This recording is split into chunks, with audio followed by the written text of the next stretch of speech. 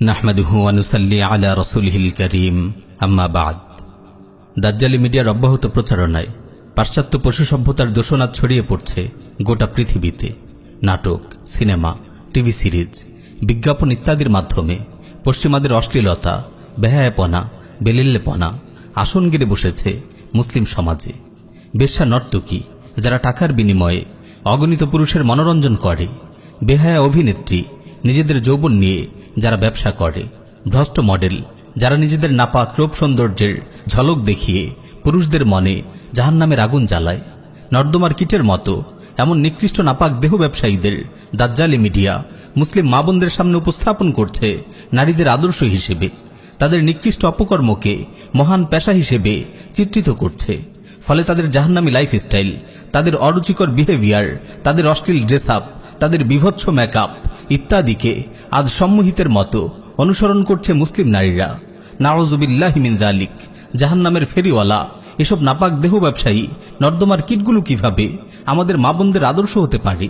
প্রিয় বোন আমার, আপনি যখন দেহ ব্যবসায়ী বেহায়া অভিনেত্রীদের লাইফস্টাইল দেখে মুগ্ধ হন, সেজে গুজে আঁটোসাঁটো পোশাক পরে ভ্রষ্ট নাপাক মডেলদের মতো রাস্তায় বের হন, চারদিকে অশ্লীলতা ও বেহায়াপনার দূষণ ছড়ান, আল্লাহর কসম আসমান আপনাকে দেখে কেঁপে ওঠে, জমিন আপনাকে দেখে লজ্জিত হয়, পাহাড় আপনাকে দেখে অভিশাপ দেয়। প্রিয় বোন আমার, আপনার পরিচয় আপনার জেনে রাখা উচিত।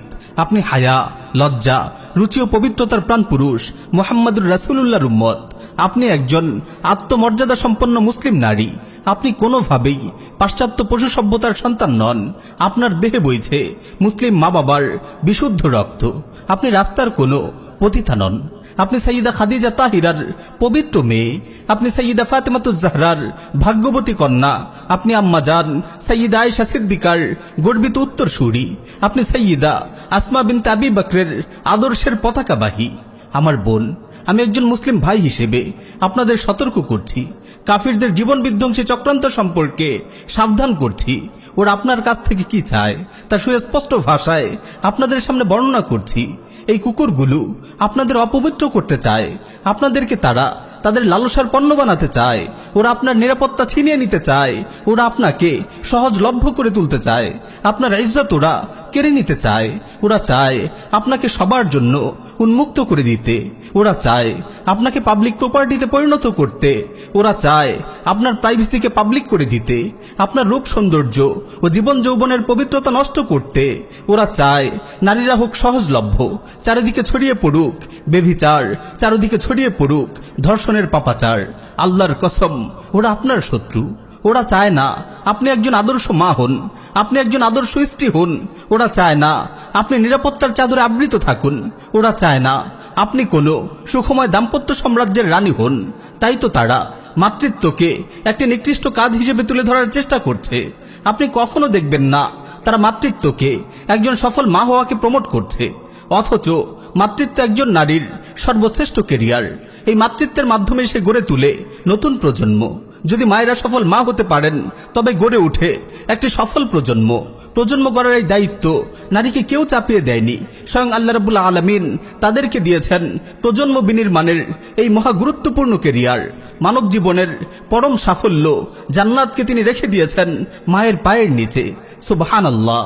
হে মায়ের জাতি, আপনাদের পায়ের নিচে জান্নাত। মাতৃত্বই আপনাদেরকে এই অতুলনীয় মর্যাদা দান করেছে। মাতৃত্ব আপনাকে পুরুষের চেয়ে 3 গুণ বেশি মর্যাদা দিয়েছে।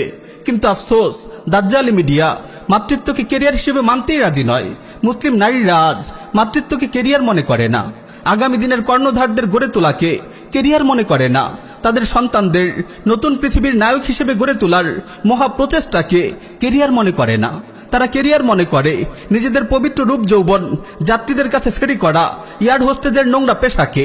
তারা কেরিয়ার মনে করে রিসিপশনে বসে লক্ষ লক্ষ পুরুষের কামুক দৃষ্টির নির্মম বলি হওয়াকে। তারা কেরিয়ার মনে করে পণ্য বিক্রির টোপ হিসেবে বিজ্ঞাপনের মডেল হওয়াকে। তারা কেরিয়ার মনে করে অভিনেত্রী হয়ে, নর্তকী হয়ে পরপুরুষের মনোরঞ্জন করাকে।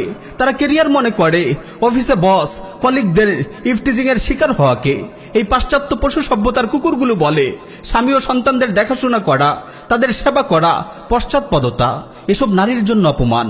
আমার বোন, একটু ভেবে দেখুন তো, পরিবারের নিরাপদ আঙিনায় স্বামীর প্রেমময় স্ত্রী হয়ে, সন্তানের বেহেস্ত হয়ে, রাব্বাতুল বাইত হয়ে, পরিবারের রানী হয়ে তাদের দেখাশোনার দায়িত্ব পালন করা নারীর জন্য অপমানজনক, নাকি টাকার বিনিময়ে এয়ারলাইন্সে, রিসিপশনে, কর্পোরেট অফিসে, কারখানায় পরপুরুষের খেদমত করা, তাদের কামনার বলি হয়ে ইভটিজিং ও ধর্ষণের শিকার হওয়া অপমানজনক?